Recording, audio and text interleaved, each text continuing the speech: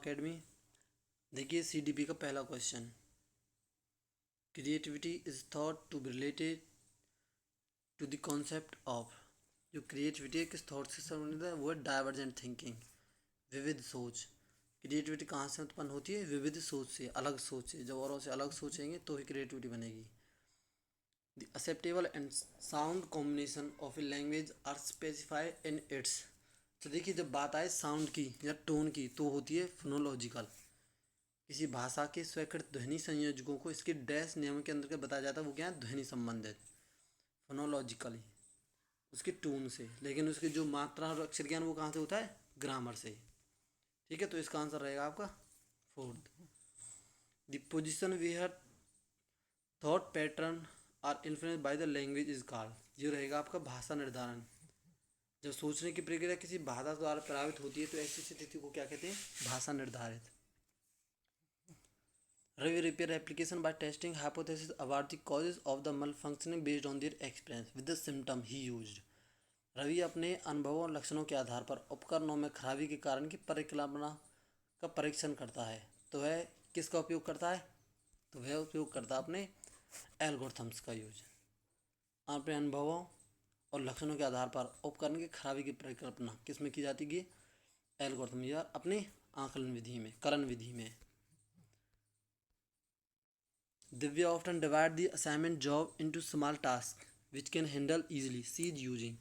दिव्या अक्सर अपने निर्देशित कार्यों को छोटे छोटे हिस्सों में विभाजित कर आसान बना लेती है, वे उपयोग करती है। तो देखिए दिव्या इसमें यूज करती है वो अपना उपलक्ष्य विश्लेषण विधि का, जिसमें एक छोटे छोटे का अपने एक पूरे एम को एक छोटे छोटे कार्य में विभाजित करके उन्हें करती जाती है और उसके बाद अपने लक्ष्य को प्राप्त होते हैं।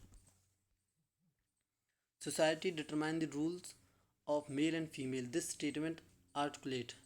पुरुष और महिला की भूमिकाओं का निर्धारण समाज करता है। यह कथन बताता है लैंगिकता एक सामाजिकल अवतरण है। जो लैंगिकता वे समाज के द्वारा बनाई गई है। Gender as a social construct. Grading, coding, marking and credit accumulation system are some of the examples of. ये इनका यूज होता है आलेख पत्र रिपोर्ट कार्ड में अकादमिक प्रगति को दर्शाने के लिए। तो ग्रेडिंग का, कोडिंग, अंकन और क्रेडिट संचय प्रणालियों का। Assignment of learner achievement help the teachers to. अधिगमकर्ताओं की उपलब्धि का आकलन शिक्षक की सहायता करता है। शिक्षण अधिगम विधियों की प्रभावशीलता का मूल्यांकन करने में। Evaluate the efficiency of pedagogy.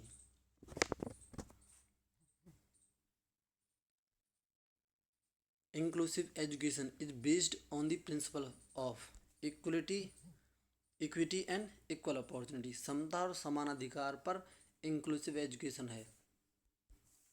जो आपको क्वेश्चन है ये प्रीवियस ईयर्स के हैं, पिछले साल, और उनसे जो इम्पोर्टेंट क्वेश्चन है वहाँ से कंबाइन किए गए हैं।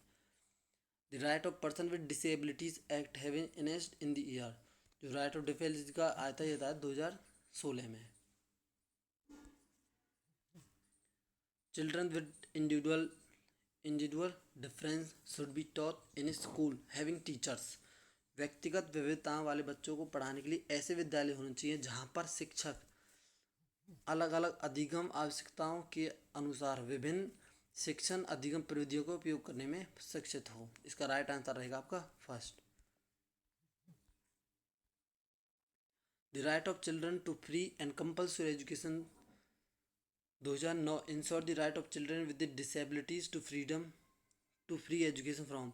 अच्छा देखिए इसे बोलते हैं आर टी 2009, और इसे अप्लाई किया था 1 अप्रैल 2010 से, और ये तैयार हुआ था अगस्त 2009 में।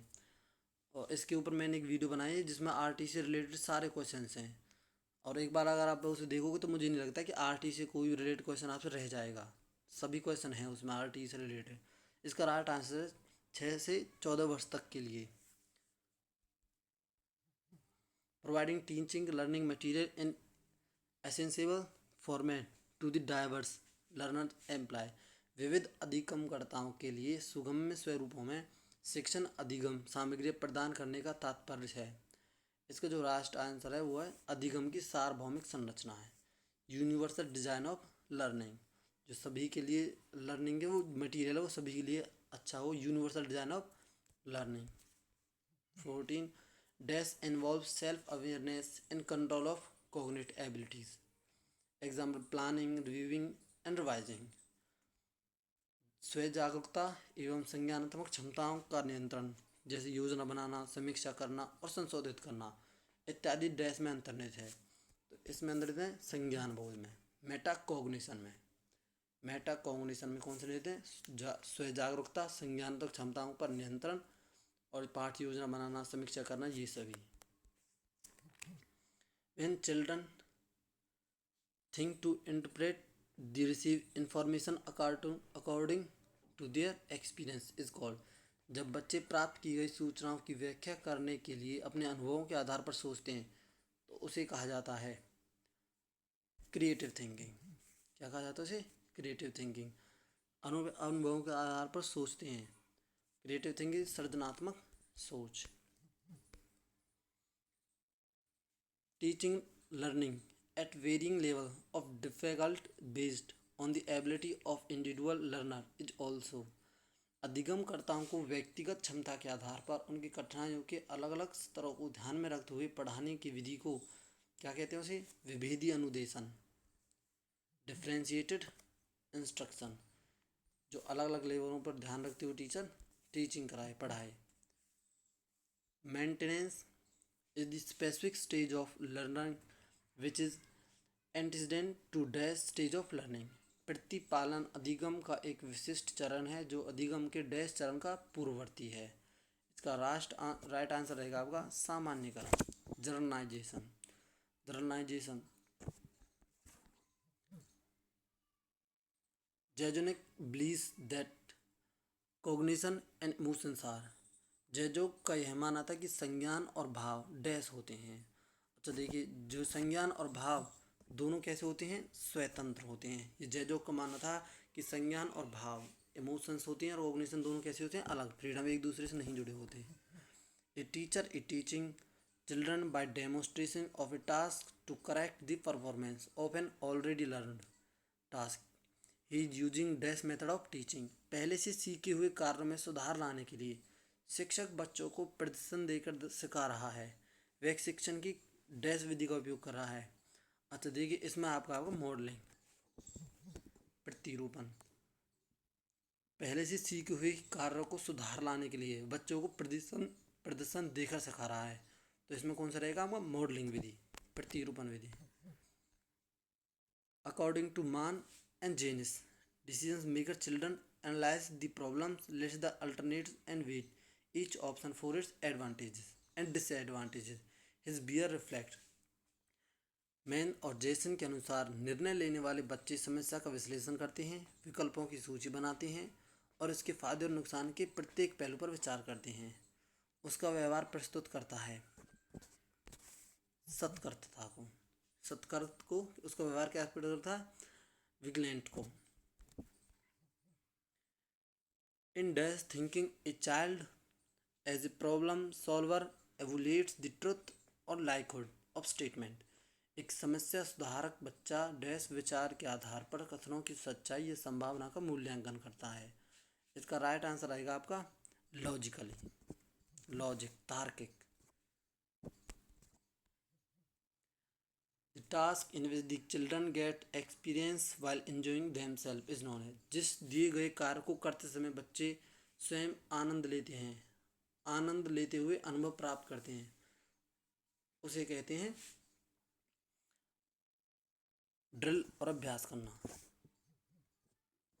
ड्रिल और अभ्यास करना। हाँ, इसका आंसर 4, ड्रिल और अभ्यास करना। नेक्स्ट क्वेश्चन, बहुसंवेदी शिक्षण multi sensory approach in teaching learning is the simulation use of visual, auditory, tactile and dash sense to enhance learning. बहुसंवेदी शिक्षण अधिगम की प्रवृत्ति में अधिगम संवर्धन हेतु दृश्य, श्रव्य, स्पर्श और डैश संवेदनाओं का एक साथ प्रयोग किया जाता है। ये प्रयोग किया जाता है गतिबोधक में, गतिबोधक में सभी का यूज किया जाता है।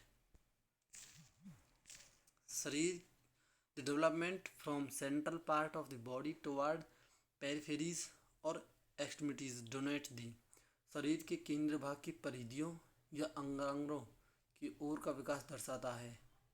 मध्य, इसका राइट आंसर आपको सेकंड है, मध्य बाहर विकास के सिद्धांत को, मध्य और बाहर के सिद्धांत को, प्रिंसिपल ऑफ प्रॉक्सिमेंटल डेवलपमेंट।